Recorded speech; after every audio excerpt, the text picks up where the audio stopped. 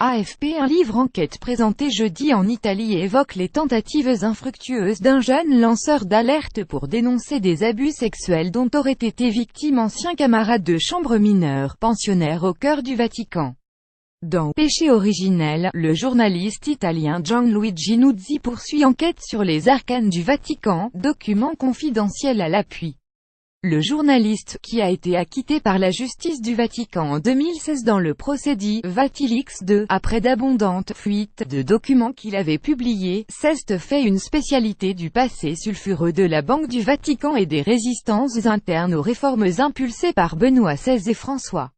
Il jette dans quatrième ouvrage un nouveau pavé dans la mare sur une persistante loi du silence dans l'Église. Dans un palais du Vatican, un séminariste majeur aurait abusé sexuellement d'au moins un lycéen âgé de 17 ou 18 ans en 20 112 012, sous les yeux d'un témoin. Ce témoin polonais, Kamil Tadeusz Jarzębołak, réside alors dans une institution installée dans la cité du Vatican et qui héberge des enfants et adolescents du monde entier envisageant de devenir prêtres.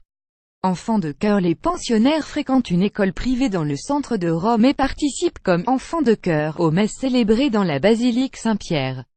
Camille y a vécu de l'âge de 13 ans à 18 ans, jusqu'en 2014, mais il dit avoir été renvoyé avant la fin de sa scolarité après avoir tiré la nette d'alarme auprès d'autorités ecclésiales et vaticanes. Selon lui, un ancien élève autorisé à rester dans le palais venait très souvent le soir jusqu'à 140 fois pour avoir des relations sexuelles avec camarades de chambre, alors âgés de 17 à 18 ans, qui se sentaient obligés de céder à ses exigences. Homophobe le jour, en discothèque gay le soir. Fort de la confiance de l'évêque recteur des lieux, le jeune homme exerçait une forme de pouvoir et d'intimidation sur les plus jeunes, en leur imposant brimades ou actes sexuels, affirme encore Camille dans le livre de Monsieur Nuzzi. Je ne reproche pas à ces prêtres d'être homosexuels, déclare ce Polonais qui étudie aujourd'hui l'histoire de l'art et se dit lui-même gay. Tout cela est une vaste hypocrisie. Dans la journée, ces gens sont homophobes, la nuit ils se déchaînent dans des discothèques gays. Dans une conversation par messagerie publiée en annexe du livre, la victime remercie Camille d'avoir parlé à sa place, en disant qu'il n'a pas la force de le faire lui-même.